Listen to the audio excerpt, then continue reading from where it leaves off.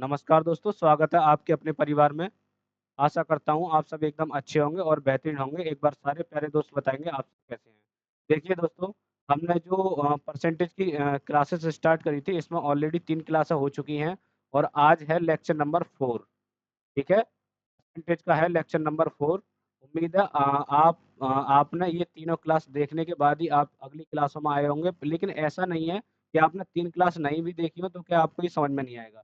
समझ में आपको प्रत्येक चीज़ आएगी, लेकिन हाँ, अगर आप देख लेते हैं तो ज़्यादा बेटर रहेगी वो चीज़, ठीक है? तो चलिए स्टार्ट करते हैं हम बिना किसी टाइम गवाए आज की वीडियो के लिए, ठीक है? देखो आज का जो हमारा कॉन्सेप्ट है ना, आज का जो हमारा कॉन्सेप्ट है, वो कॉन्सेप्ट है परसेंटेज में इनकम बराबर एक कॉन्सेप्ट होता है इनकम बराबर एक्सपेंडिचर प्लस सेविंग। इनकम बराबर एक्सपेंडिचर प्लस सेविंग। देखो इनकम के लिए बोलते हैं हिंदी में आय और एक्सपेंडिचर के लिए बोलते हैं खर्चा और सेविंग के लिए बोलते हैं बचत। ठीक है? सेविंग के लिए क्या बोलते हैं? बचत। तो देखो हम पहले इसका कॉन्सेप्ट जानेंगे, उसके बाद ही हम सवालों के लिए लगाने का प्रयास करेंगे, ठीक है? देखो ये तो हमारा है बेसिक कॉन्सेप्ट, मतलब बेसिक कॉन्सेप्ट है इतना ही, ठीक है? लेकिन इसका सवालों में यूज़ कैसे होता है, ये कॉन्सेप्ट सवालों में अप्लाई कैसे किया जाता है, वो हम आपके लिए एक बार बता दे रहे हैं, ठीक है? देखो, ऐसे मान लो किसी व्यक्ति की ₹100 इनकम है, ठीक है? और वो ₹30 खर्च करता है। इनकम लिखते हैं इधर, इनकम बराबर क्या होता है एक्सपेंडिचर और प्लस सेविंग, यानी कि आय बराबर खर्च प्लस बचत। एक व्यक्ति की आय कितनी है ₹100 और वो कितने ₹30 खर्च करता है। तो आप सभी एक बार बताएँगे कि वो व्यक्ति बचाता कितने रुपए है? तो आप सभी का जवाब होगा कि भैया वो ₹70 बचाता है, ठीक है? देखो इसमें कुछ ज़्यादा समझाने वाली बात है नहीं, बस इतना ही कॉन्सेप्ट है ये, ठीक है? आपसे तरह-तरह की चीज़ें और पूछ लेगा। ऐसे मान लो इनकम निकालनी है तो किसको जोड़ेंगे हम? एक्सपेंडिचर प्लस सेविंग को जोड़ेंगे, ठीक है? इसी तरीके से हमको एक्सपेंडिचर निकालना है एक्सपेंडिचर। एक्सपेंडिचर निकालना है तो देखो इनकम में से अगर हम सेविंग घटा दें तो एक्सपेंडिचर आ जाएगा निकल के। इसी तरीके से ऐसे मान लो हमारे लिए क्या निकालना है? हमारे लिए सेविंग निकालनी है। इसी तरीके से मान लो हमारे लिए सेविंग निकालनी है तो देखो इनकम में से एक्सपेंडिचर घटा देंगे तो क्या आएगी निकल के? हमारी सेविंग आएगी, ठीक है? उम्मीद है आपको ये चीज़ समझ में आ रही होंगी। अगर नहीं भी आए ना, तो कोई दिक्कत वाली बात नहीं है। देखो हम आपको ये कॉन्सेप्ट दोबारा ही रिवाइज़ करा देते हैं, ठीक है?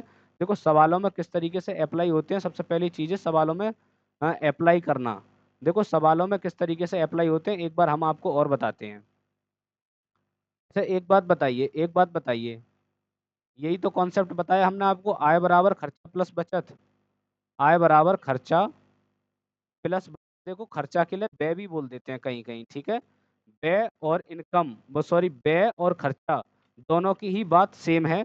इसमें आपको 1% भी घबराने की ज़रूरत नहीं है, ठीक है? एक बात बताओ, एक व्यक्ति ₹40 खर्च करता है, ठीक है? एक व्यक्ति ₹40 खर्च करता है और उसकी बचत ₹70 है, तो उसकी टोटल इनकम कितनी है? इन दोनों को जोड़ देंगे। देखो एक व्यक्ति ₹40 खर्च करता है, ₹70 बचाता है, ठीक है? तो टोटल वो कमाता कितना है? तो 7 और 4 11 यानी कि ₹110 ₹110 इतना ही कॉन्सेप्ट है। अब हम अपने सवालों के लिए लगाने का प्रयास करते हैं, सवालों को हम लगाते हैं, ठीक है?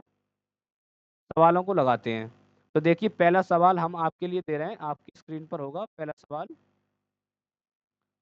पहला सवाल आपकी स्क्रीन पर ये रहा, ठीक है? देखो, ये 155 नंबर क्वेश्चन है बुक का, ठीक है? पिनेकल का है।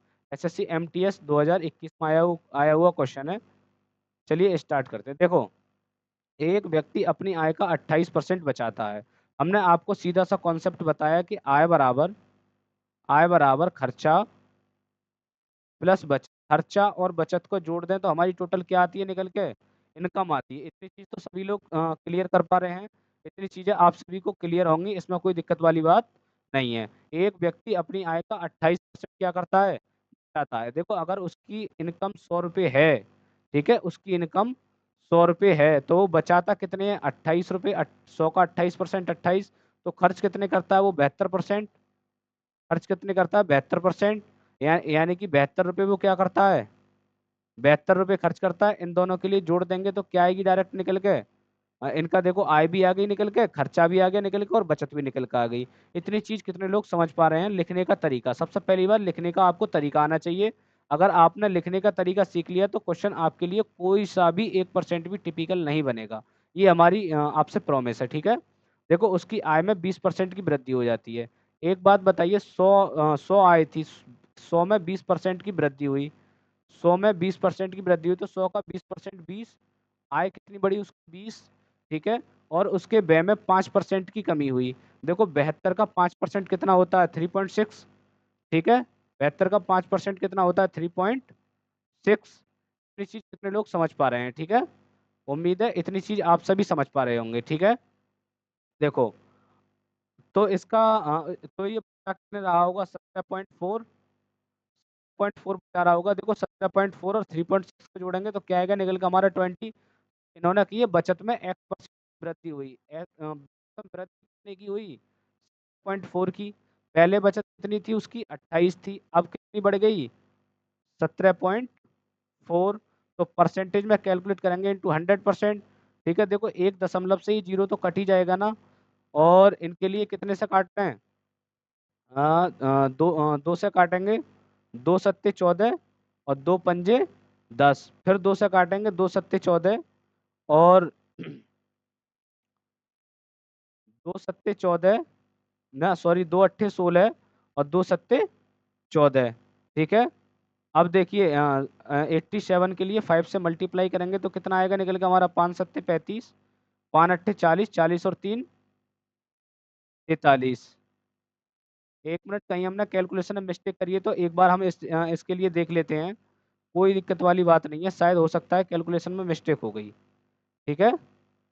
कैलकुलेशन में मिस्टेक हो गई होगी तो एक बार हम इसके लिए बहुत ही बारीकी तरीके से देख लेते हैं, ठीक है।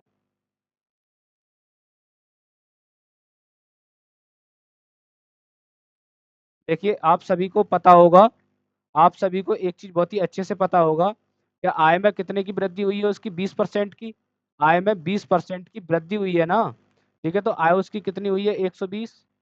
आय उसकी कितनी हुई है? 120। हम बेसिक से बना लेते हैं सवाल के लिए, ठीक है। आय कितनी हुई है? 120। और देखो आ, उसके व्यय में 5% की कमी हुई है। देखो 72 का हमें 5% निकालना है, 72 का 5%, परसेंट हटाएंगे नीचे 100, 5 से काटेंगे, सॉरी यहाँ पर एक काम करते हैं, देखो दशमलव लगाने में ना हमें आसानी होगी, ठीक है। दशमलव लगाने में आसानी होगी। 72 का 5 गुना ही निकाल लेते हैं कितना होता है, बटे कर देंगे 100, यानी कि 2 के बाद दशमलव लगा देंगे, 5 दूनी 10, एक जीरो तो कट ही जाएगा, अब एक के बाद लगा देंगे हाथ से लेकर, 5 सत्ते 35, 35 और एक 36, यानी कि 3.6। उसका अगर खर्चा 72 था तो 72 में 3.6 कम हो गया। देखो 72 में अगर 3 भी हम घटाएं ना, 72 में अगर हम 3 की कमी करें तो हमारा कितना आएगा? 72 में 3 की कमी करें तो 69 आएगा। 69 में पॉइंट 3.6 था ना, 3.6 था। अगर 3 की कमी करेंगे तो कितना आएगा? 69। 69 में से 6 की कमी करेंगे तो कितना आएगा? 68.4। यानी कि अब उसका खर्चा कितना हो गया? 68.4। एक बात बताओ, उसकी बचत आय कितनी है? 120, 68.4 उसका खर्चा है, तो उसकी बचत कितनी होगी? यहाँ से बचत निकाल लेंगे, 120 में से 68.4 घटाकर। बहुत ही बेसिक तरीके से आपको बता रहा है, आप जल्दी भी कर सकते हैं, ओनली इस पर ध्यान देंगे कि कोई चीज़ बढ़ कितनी रही है, ठीक है। अगर आप ओनली कोई चीज़ बढ़ कितनी रही है इस पर ध्यान देंगे, फिर भी आप बहुत ही आसान तरीके से कर लेंगे। 9 में से 8 गए, 1 बचा, और 11 में से 6 गए 5, यानी कि 51.6। 51.6 उसकी बचत कितनी हो गई? 51.6। एक बात बताओ, 28 थी बचत, 28 में से 51.6 बढ़ गई तो उसकी 51.6 हो गई। तो टोटल उसकी आय बढ़ी कितनी, सॉरी उस टोटल उसकी बचत जो है वो बढ़ी कितनी? तो आप बताएंगे। देखो 51.6 में से 51 पॉइंट, देखो समझाने में चाहे बेशक हमें टाइम लग रहा हो, लेकिन उम्मीद है करने में आपको 1% टाइम नहीं लगेगा, ठीक है। बेसिक कैलकुलेशन करके बता रहे हैं, प्रत्येक चीज करके बता रहे हैं आपको। 51 में से 28 घटाना है, 51.6 में से 28.0 घटाना है तो कितने आएंगे? 6। 11 में से 8 गए 3, और ये कितना? 23.6, यानी कि 23.6 क्या हो गई उसकी बचत, गई बढ़। देखो 23.6 उसकी बचत बढ़ गई, कितने पहले बचत कितनी थी 28, तो 100 पर कितनी बड़ी परसेंटेज कैलकुलेट करेंगे इंटू 100%। उम्मीद है आप सभी को देखो तरीका समझ में आया होगा। पहला सवाल हमने आपको बहुत ही बेसिक और बिल्कुल फुल कैलकुलेशन करके बताइए, ठीक है। आप इन्हें काट लेंगे, देखो 2 से काटेंगे 7 बार में, 2 से काटेंगे, देखो एक से ये जीरो कट जाएगा, 2 से काटेंगे 5 बार में। 2360 की सॉरी 236 की 5 में गुणा 10 में गुणा करेंगे 2360 आएगा, तो ये 5 में कर रहे हैं तो 2360 का आधा आएगा, ठीक है। तो कितना आएगा देखो 5 से कैलकुलेशन कर लेते हैं, 5 छंग 30 और 5 तिया 15, 15 और 3 18, ठीक है। 5 दूनी 10, 10 और 1 19, 23.6, ठीक है। 25 की एक्स बढ़ गई तो एक्स का मान क्या है, एक्स का मान क्या है, चलिए यही निकालते हैं। देखो 51.6 हो गई उसकी, ठीक है। पहले कितनी थी 28, तो उसकी बड़ी कितनी, 6 में से 0 गया 6, और 11 में से 8 गए 3, ठीक है। 4 में से 2 गए 2, यानी कि 23.6 ही तो बड़ी, बिल्कुल सही कर रहे हैं। 23.6 बड़ी से 28 से 100 पर कितनी बड़ी होगी, 7 2 से काटेंगे 14 बार में, 2 से 1 दशमलव से 0 तो कट ही जाएगा, 2 से काटेंगे 5 बार में, 2 से काटेंगे 7 बार में, और 2 से काटेंगे कितने, 2 एकम 2, 2 एकम 2, 2 अट्ठे 16, यानी कि 118 के 5 में गुणा करेंगे, 5 अट्ठे 40, हासिल का 4, 5 एकम 5 4 9, और 5 एकम 5, यानी कि 590 को 7 से डिवाइड करना, 7 860 होगा, जो कि अकेला ऑप्शन है। अगर आप इसकी कैलकुलेशन करेंगे तो आंसर कितना आएगा 84.3%। देखो जोड़ने घटाने में अगर गलती हो जाए तो आपको 1% भी पैनिक नहीं होना है, ठीक है।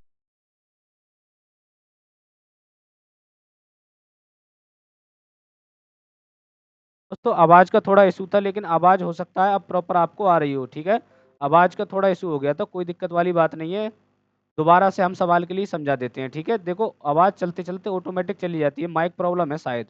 देखो 23.6 बड़ी कितने पर 28 पर, तो 100 पर कितनी बड़ी, कैलकुलेशन करेंगे इंटू 84.3% के अप्रॉक्स आ जाएगी। लगभग ही हमसे पूछा है, लगभग ही हमने कैलकुलेशन की है। चलिए बढ़ते हैं हम अपने अगले क्वेश्चन की ओर, ठीक है। अगला क्वेश्चन देखो इस तरीके का है, हमें सेम कॉन्सेप्ट लगाना है। कॉन्सेप्ट से हमें छेड़छाड़ नहीं करनी है। कॉन्सेप्ट होता है हमारा आय बराबर, आय बराबर खर्चा प्लस बचत, यानी कि खर्चा और बचत को जोड़ लें तो क्या आएगा निकल के, हमारा क्या निकल के आएगी, आय आएगी। देखो एक व्यक्ति का मासिक खर्च उसकी मासिक बचत से 66.2/3% अधिक है। 66.2/3% की फ्रैक्शन वैल्यू कितनी होती है, 2/3, ठीक है। किससे अधिक है, मासिक बचत से, ठीक है। मासिक खर्च उसकी मासिक बचत से, अगर मासिक बचत उसकी 3 है तो खर्च कितने कर रहा है वो, 2 अधिक, यानी कि 5 खर्च कर रहा है। टोटल उसकी इनकम कितनी होगी, 5 और 3 8। देखो इनके पीछे दो दो जीरो बढ़ा लेना है, इनकी कैलकुलेशन करने में हमें बहुत आसानी हो जाएगी, ठीक है। कैलकुलेशन करने में आसानी इतनी हो जाएगी कि आपको ज़्यादा कुछ कैलकुलेशन इसकी नहीं करनी पड़ेगी। तो चलिए करते हैं सवाल के लिए अपने स्टार्ट, ठीक है। देखो उसके मासिक आय में 44% की वृद्धि हुई। मासिक आय उसकी है कितनी, 800, 800 यूनिट में 44% की जब वृद्धि करेंगे तो देखो दो जीरो से दो जीरो ये कट जाएंगे, यानी 800 का 44% निकालना है। 8 चौक 32, ठीक है। 3 8 चौक 32 और 3 35, यानी कि 352 हो जाएगी। 800 में 352 जोड़ेंगे तो उसकी आय कितनी हो जाएगी, 1152, 1152, ठीक है। 1152, चाहे आप देखो डायरेक्ट भी कर सकते हैं हम ना, आपको डायरेक्ट बताएं तो ज़्यादा बेटर रहेगा। हम ओनली बढ़ी हुई देखेंगे, उसके आय फाय जो कुछ भी चेंज हुआ है वो डायरेक्ट बढ़ी कितनी है, ठीक है। तो देखो डायरेक्ट हम बढ़ी हुई चीज़ पर ध्यान देंगे। तो देखो 352 आय बढ़ गई, 352 आय बढ़ेगी, और उसकी मासिक व्यय में 60% की वृद्धि हुई है।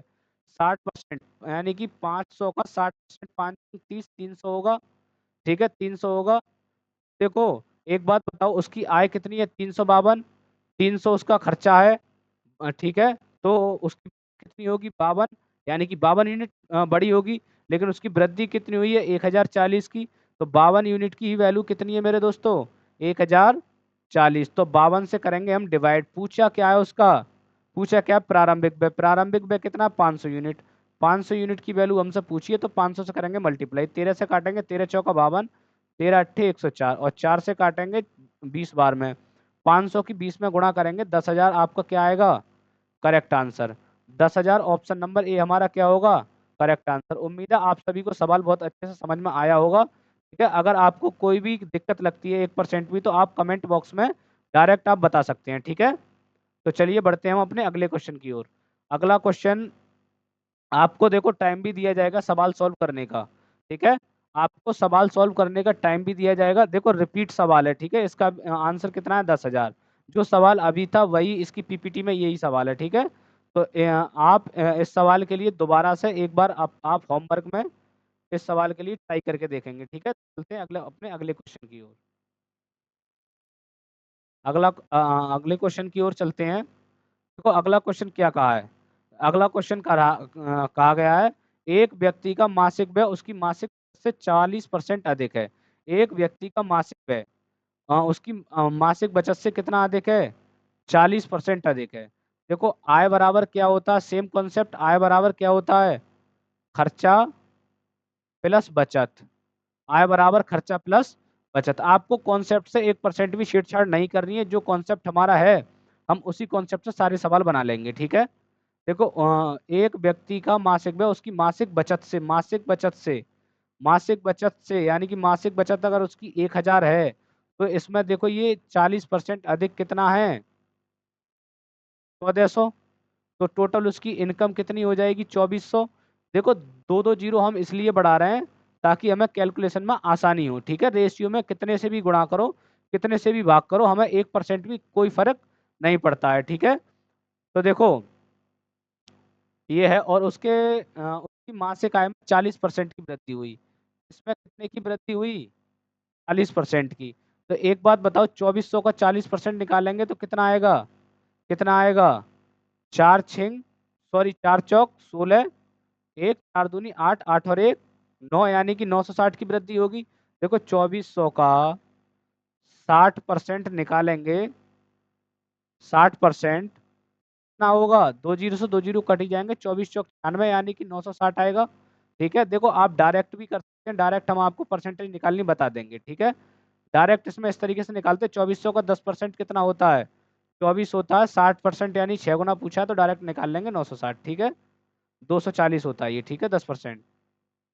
तो उम्मीद है आपको सारे ही सवाल बहुत अच्छे से समझ में आ रहे होंगे। कैलकुलेशन के भी हम आपको तरीके बताएंगे। अभी चल रहा है आपका बेसिक।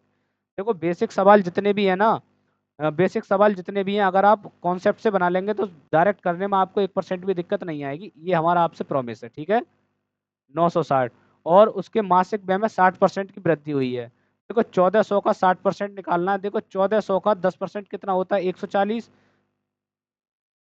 ठीक है, 140 और 60% निकालना है 60% निकालना है। जीरो 6 चौक 24, 6 एकम 6, 6 और 2 8 यानी कि 840।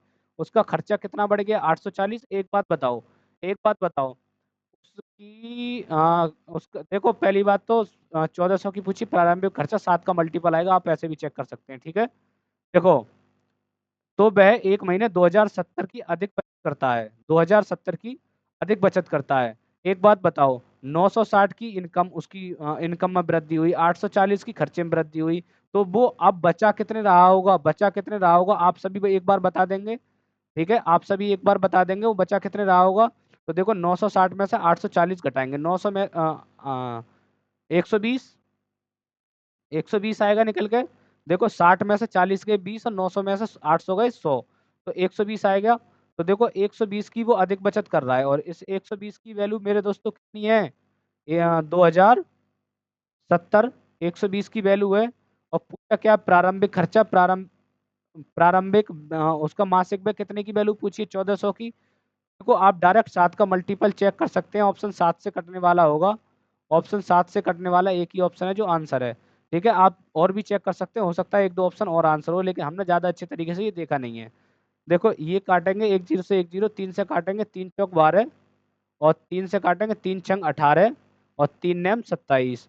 2 से काटेंगे 2 दूनी 4 और 2 सत्ते 14, 2 सत्ते 14 712 में फिर 2 से हम काट लेंगे ठीक है, देखो ये जीरो नहीं काट के ना, अगर हम ये वाला जीरो काट लें, अगर ये रहने दें तो हमारी कैलकुलेशन आसान हो जाएगी, क्योंकि 7 से गुणा करने में आसानी हो जाएगी। 2 तिया 6, 2 चौक 8 और 2 पंजे 10। एक जीरो है यहाँ 70 है, तो 7 पंजे 35, यानी कि 5 के बाद एक जीरो आएगा। 5 के बाद एक जीरो आएगा, ऑप्शन नंबर ये आंसर, अब वो हम पहले ही काट चुके हैं। ठीक है, तो आप कैलकुलेशन करेंगे तो आंसर आपका कितना आएगा? आंसर आपका आएगा 24,150, आपका क्या आएगा? करेक्ट आंसर आएगा। सिर्फ और सिर्फ अब इसमें क्या करनी है आपको? गुणा करनी है। ठीक है, उम्मीद है आपको समझ में आया होगा। चलते हैं हम अपने अगले क्वेश्चन की ओर। ठीक है, देखो सवाल नंबर है ये। सवाल नंबर है, Ramesh saves 26/2%, 26 into 2/3% his monthly salary, when his expenses are increased 20%, he is able to save 4850 per month. ठीक है, 4850 पर मंथ, 4080 की वो बचत करता है, तो उसका मासिक वेतन क्या है? देखो सवाल अपने आप में बढ़िया है। ठीक है, इस सवाल के लिए हम आपको किस में देते हैं? होमवर्क में।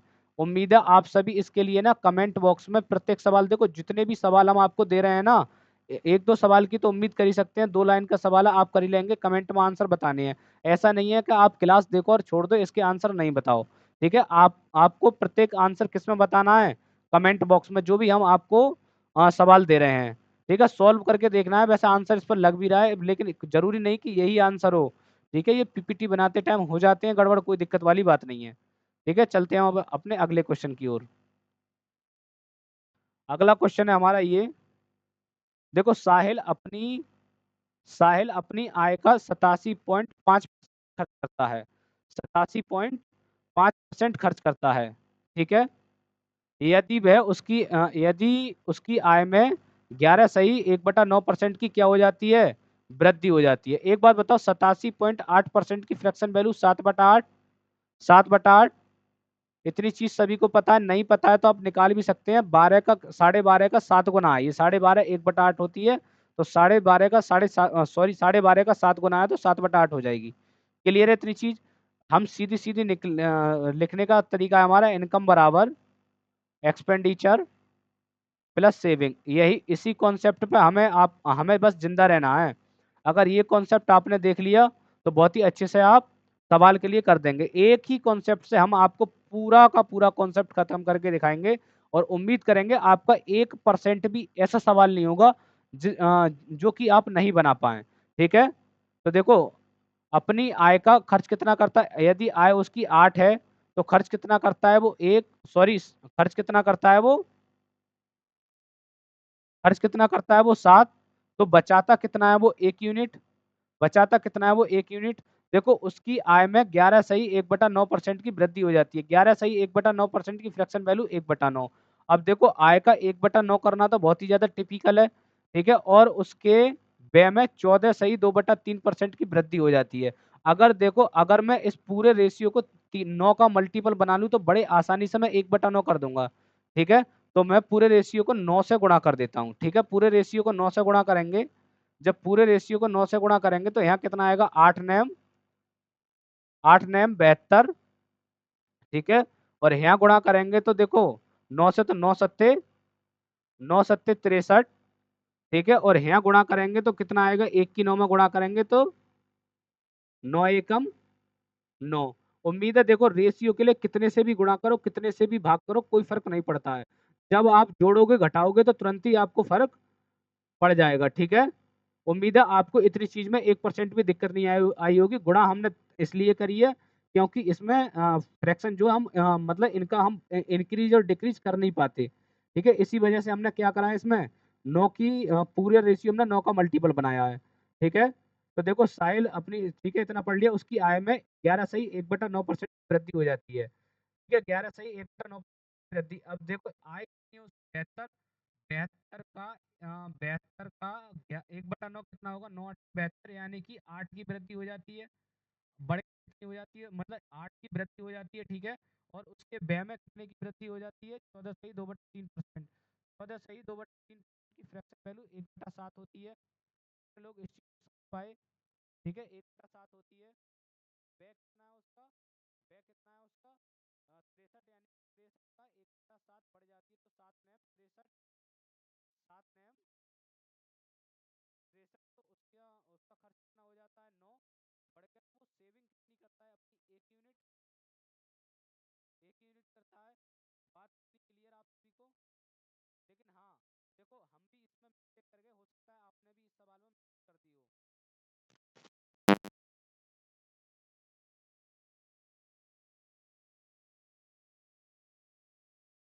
हेलो, देखो आवाज चली गई थी, कोई दिक्कत नहीं है, आवाज हमने सेट कर ली है। देखो अच्छा एक बात बताओ, क्या हमने इस तरीके से बढ़ाया था ये, क्या आपने भी इसके लिए इसी तरीके से बढ़ाया था? अगर आपने इस सवाल में इस तरीके से बढ़ाया तो वो आपकी सबसे बड़ी भूल है, क्योंकि इसे इस तरीके से नहीं करना। सिर्फ आपको ये डेमो ही दिखाया था हमने कि आप भी इस सवाल को इस तरीके से बढ़ाएंगे या घटाएंगे। देखो उसकी वर्तमान बचत प्रतिशत में क्या है, अब ये नहीं पूछा आपसे कि उसकी बचत में कितने परसेंट का चेंज हुआ, आपसे क्या पूछा है, आपसे पूछा है उसकी वर्तमान में बचत कितने प्रतिशत है, यानी कि आय अब उसकी कितनी है, तो अब कितनी है, ठीक है, अब उसकी बचत कितनी है। देखो एक बात बताओ, 11 से सॉरी 72 का 1/9% बढ़ेगा तो 8 बढ़ेगा, यानी कि अब उसकी इनकम 72 में 8 बढ़ के कितनी हो जाएगी, 80। इतनी चीज क्लियर, 72 में 8 बढ़ के उसकी इनकम कितनी हो जाएगी, 80।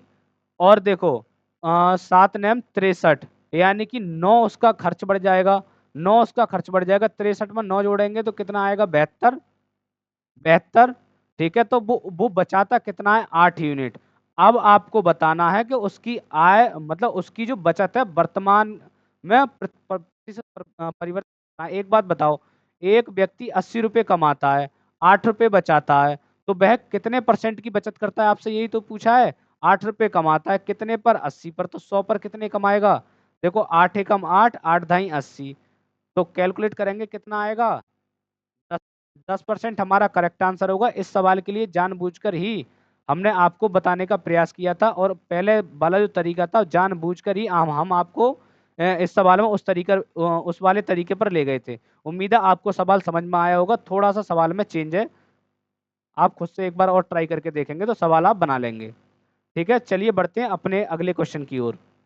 देखो, रूपा अपनी बचत रूपा की बचत उसके खर्च से 16 उसके खर्च का 16% है।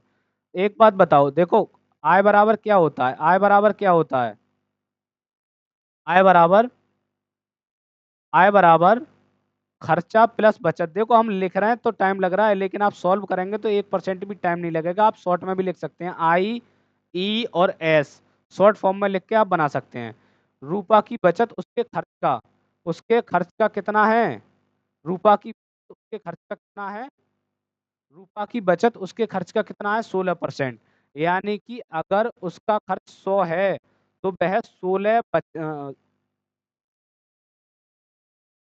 बचाती है, तो टोटल आय उसकी कितनी हो गई, 116। उम्मीद है आप सभी ने इतनी चीज के लिए बहुत अच्छे तरीके से लिख लिया होगा। ठीक है, देखो उसकी बचत में 25% की वृद्धि हो जाती है। एक बात बताओ, 25% की वृद्धि होगी, देखो आय में कितने परसेंट की वृद्धि हुई, तो हम डायरेक्ट ना वृद्धि पर ही फोकस करेंगे पूरा का पूरा। ठीक है, अ, इसमें ही फोकस करेंगे। ठीक है, देखो उसकी बचत में 25% की वृद्धि होती है, यानी 16 का 25% कितना होता है, 1/4। 16 का 25% यानी कि 1/4, 4 से काटेंगे, 4 चौक 16, तो बचत कितनी बढ़ेगी उसकी, 4। ठीक है, 4 बढ़ गई, और उसका व्यय कितना बढ़ जाता है, 10.5। 100 का 10.5% बढ़ाएंगे तो कितना होता है, ये 10.5, 10.5। तो उसकी टोटल आय में कितनी वृद्धि हुई होगी, 14.5। इतनी चीज आप सभी समझे। देखो 14.5 उसका टोटल आय बढ़ेगी कितने पर, 116 पर, तो 100 कितनी बड़ी होगी, डायरेक्ट ही आपको पता चल रहा होगा कितना, ये 1/8 हो रहा है इसका, 1/8 हो रहा है, और 1/8 कितना होता है, 12.5%।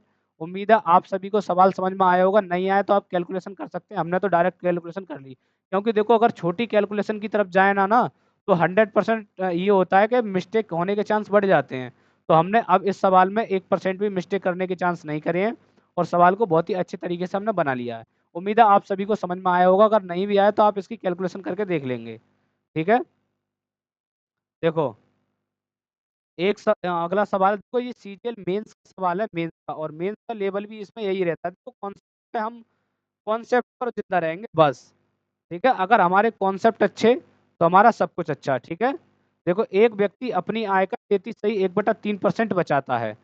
अपनी आय का यानी कि इनकम बराबर क्या होता है, एक्सपेंडिचर प्लस सेविंग। इनकम बराबर एक्सपेंडिचर प्लस सेविंग। देखो अपनी आय का 33/1/3% की फ्रैक्शन वैल्यू कितनी होती है, 33/1/3% की फ्रैक्शन वैल्यू 1/3, यानी कि अपनी आय का, आय अगर उसकी 3 है तो वह बचाता कितना है, 1, तो खर्च कितना करेगा वो, 2, तभी तो जोड़ के 3 आएगा। बात क्लियर इतनी। उसकी बचत में 22% की वृद्धि होती है। देखो अगर हम इनके पीछे ना दो दो जीरो बढ़ा लें, दो दो जीरो बढ़ा लें तो बड़ी आसानी होगी कैलकुलेशन में, क्योंकि परसेंटेज थोड़ी ऐसी हैं। ठीक है, 22% की वृद्धि होती है। उसकी किस में वृद्धि होती है, तो आय में कितने प्रतिशत की वृद्धि होगी, ये बहुत इजी सवाल है। देखो 100 का 22% कितना होता है, ये 22%, सॉरी 22% ये बढ़ती है, तो 100 का 22%, 22 बढ़ जाएगी, ये 22 बढ़ जाएगी। ठीक है, और उसके व्यय में 10% की वृद्धि होती है। 20 का 10% कितना होता है, 200 का 10% कितना होगा, 20। तो उसकी टोटल आय कितनी बढ़ जाएगी, 20 और 22 कितनी बढ़ जाएगी, 44। तो 44 बढ़ गई कितने पर, 300 पर। 44 बढ़ गई कितने पर, 300 पर। 44 बढ़ गई कितने पर, 300 पर। ठीक है, 22% और 10%, 1/3। ठीक है, 100 पर कितनी बढ़ेगी, 100 पर कितनी बढ़ेगी,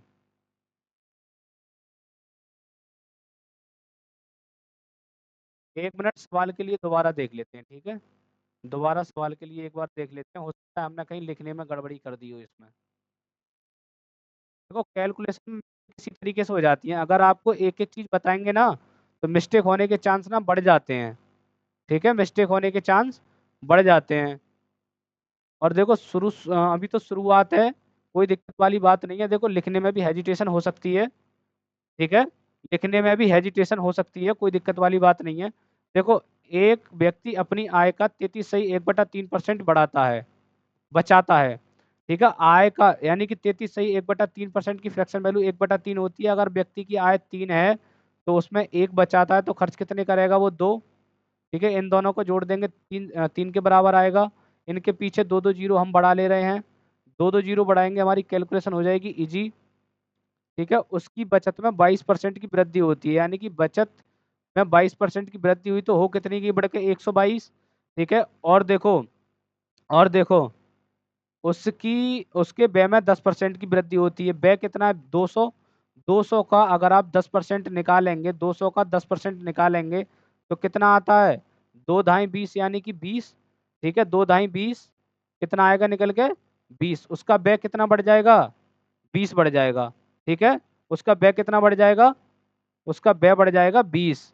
तो 200 में 20 जोड़ेंगे तो व्यय कितना हो जाएगा, 220। तो अब टोटल आय कितनी हो जाएगी, आय कितनी हो जाएगी, 344। 344, तो उसकी आय में कितने प्रतिशत की वृद्धि होगी, 344। ठीक है, आय में ही तो पूछा है वृद्धि। देखो 300 से 344 होगी, बड़ी कितनी, 44। बड़ी कितनी, 44 कितने पर, 300 पर। तो 100 पर कितनी बढ़ेगी, ठीक है, 100 पर कितनी बढ़ेगी, दो जीरो से दो जीरो खत्म, 3 एकम 3, एक बचेगा, हो जाएंगे कितने, 344 क्यों बढ़ा रहे हैं हम, यही लिखने में जोड़ने में दिक्कत कर रहे हैं। देखो 1 मिनट, 344 नहीं आएगा यहाँ। ठीक है, 344 नहीं आएगा, सॉरी, माफी चाहते हैं कैलकुलेशन मिस्टेक के लिए। देखो सॉरी, 200 ये है, 100 ये है, 300 और 20 और 22 कितने हो जाएंगे, 342 बढ़ेगी। ठीक है, 342 बढ़ेगी, मतलब 342 हो जाएगी, तो बढ़ेगी कितनी, 42। यानी 42 बढ़ेगी कितने पर, 300 पर। तो 100 पर कितनी बढ़ेगी, यही तो पूछिए। दो जीरो से दो जीरो खत्म, 14 42, यानी कि 14% हमारा क्या होगा, correct answer. Option number A हमारा क्या हो जाएगा, करेक्ट आंसर। उम्मीद है आपको पूरा कॉन्सेप्ट बहुत अच्छे से समझ में आया होगा। अगर समझ में आया हो, अगर पूरा कॉन्सेप्ट अच्छे से समझ में आया हो तो हमारे चैनल को सब्सक्राइब करें, सब्सक्राइब कर ही दें। सब्सक्राइब में आपको कुछ नहीं करनी है, एक वीडियो को लाइक करें और ज़्यादा से ज़्यादा लोगों में वीडियो के लिए शेयर करें। ठीक है। ज़्यादा से ज़्यादा लोगों के लिए वीडियो शेयर करें ताकि कि हम आपको एक से एक बेहतरीन कॉन्सेप्ट बता पाएँ। ठीक है दोस्तों?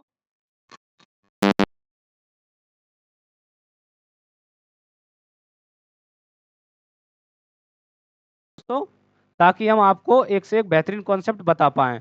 देखो देखो हम पूरी परसेंटेज करा रहे हैं और ये टाइप बाय टाइप चल रही है। ये टाइप बाय टाइप चल रही है। देखो 20-20 30-30 मिनट की क्लास में हम आपको complete percentage type bye type कराएंगे। आज ये चौथी क्लास थी, 3 क्लास हम ऑलरेडी दे चुके हैं। पहले आप वो वीडियो देख लें और नहीं तो आप बेसिक तो वीडियो देख ही लें, ठीक है? देखो अगला हमारा कुछ दूसरा कॉन्सेप्ट रहेगा। ऐसा मान लो अगला कॉन्सेप्ट होता है हमारा प्राइस बराबर, सॉरी, अगला कॉन्सेप्ट रहता है हमारा इसी मतलब इससे रिलेट करके बनता है अ, ए बराबर बी इंटू सी कॉन्स्टेंट रूल। आपने पढ़ा होगा। देखो हम आपको हिंदी में बता देते हैं। देखो हिंदी में बता देते हैं। खर्चा बराबर खर्चा बराबर प्राइस इंटू कंजप्शन, यानी कि कीमत गुणा उपभोग। कीमत गुणा उपभोग अगला कॉन्सेप्ट हमारा ये होगा और इस पे भी हम बहुत अच्छे से चर्चा करेंगे। हो सकता है देखो हमने एक वीडियो के माध्यम से आपको ये कॉन्सेप्ट पहले पढ़ा चुके हैं, लेकिन कोई दिक्कत वाली बात नहीं है। एक बेहतरीन कॉन्सेप्ट लेकर आएंगे। अगर आपको वीडियो अच्छी लगे तो वीडियो को सब्सक्राइब करें और इस चैनल को सब्सक्राइब करें, वीडियो को लाइक करें और ज़्यादा से ज़्यादा लोगों में शेयर करें। ठीक है, यही उम्मीद है आपसे। ठीक है, और हमें कुछ नहीं चाहिए, आपको कंप्लीट फ्री ऑफ कॉस्ट पढ़ा रहे हैं और एक बेहतरीन कंटेंट के साथ। तो चलिए आज क्लास यहीं समाप्त करते हैं।